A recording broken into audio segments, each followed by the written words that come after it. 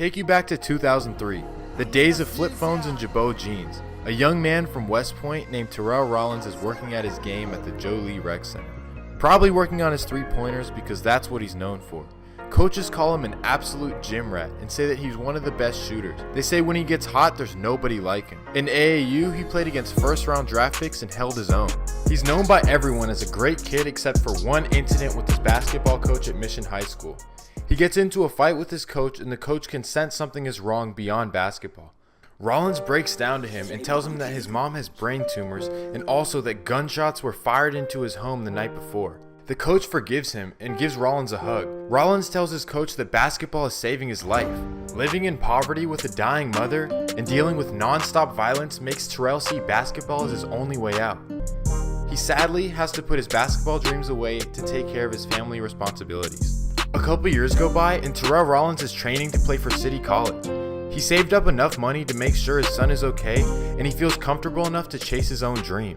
Terrell Rollins is at Joe Lee Rec Center working on his game, something he does to stay away from the gang wars occurring in his neighborhood. After a long day of working on his game, his friend comes to pick him up. They go to the store to get some Gatorade, and in front of the store he runs into his childhood friend and teammate Archelius Collins. As the two are talking, they hear tires screeching. Their instincts kick in and they start running. One man chases Archelius down with an AK-47, shoots him, stands over him and says, "I told you I would get you," then shoots him dead. At the same time, another man is chasing Terrell Rollins down the street. He looks Terrell dead in the eyes with hesitation, pauses, then shoots Terrell 5 times in the stomach. The men hop back in their car and take off while bystanders rush to help. They accompany Terrell and tell him, "Breathe, T, breathe." The ambulance comes and rushes him to the hospital where he would be for a month. The shooting would put him in a wheelchair and end his basketball dreams. In this shooting, Terrell lost his close friends and his basketball dreams at the same time. He was so devastated by the shooting that instead of getting revenge, he wanted to handle it the right way. When Kamala Harris, who was San Francisco's DA, came by to ask questions, Terrell would give them everything they needed. He told them that Deontay Bennett is the man who shot him. He had played basketball with him. He says, "We caught eyesight. I looked him dead in the eye and he looked me dead in the eye. He didn't want to do it, I could tell, but he did it anyway. He pulled the trigger and shot me in the stomach." He also told them that Daniel Denard was the man who shot his friend to death. A prosecutor said he knew he faced a life or death situation in testifying.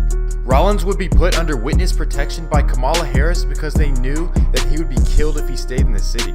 2 weeks after he was shot, his mom passes away from her long battle with cancer. Then, 2 weeks after that, his brother Dante Rollins is shot dead in Sunnydale. All of this while Terrell is isolated in witness protection and recovering from his gunshot wounds. Terrell can't take being away from his family for much longer, so he starts visiting the city more often.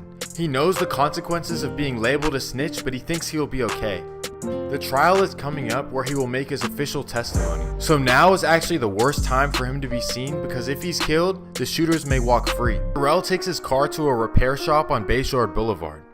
He's with a relative and he assumes that no one would expect him to be there. After Rollins drops off the car and walks outside the shop, a car with 3 men inside pull up and start shooting. Rollins is shot dead on the pavement. Because the key witness is now dead, the DA can no longer prosecute the case. Kamala Harris is upset by this and says it's a shame that a killer walks free. The suspected killer she's talking about is Daniel Denard, and he has a story of his own. About a year before the killing, he had been chased down Jennings Street in the Bayview and was shot multiple times. He had also been arrested 30 times before the incident. Despite this, his family and friends say that he is not a gangster.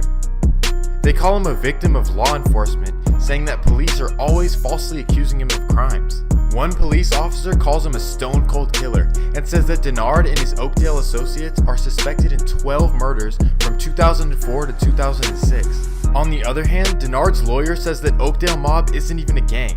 He says there are no gangs in the black community. Denard's aunt says that Oakdale Mob wasn't a gang until SFPD turned them into a gang. I don't know what that means, but she says that Denard is a gentleman. In his last interview, Denard said that he plans to get a construction job and move to Atlanta to start his new life.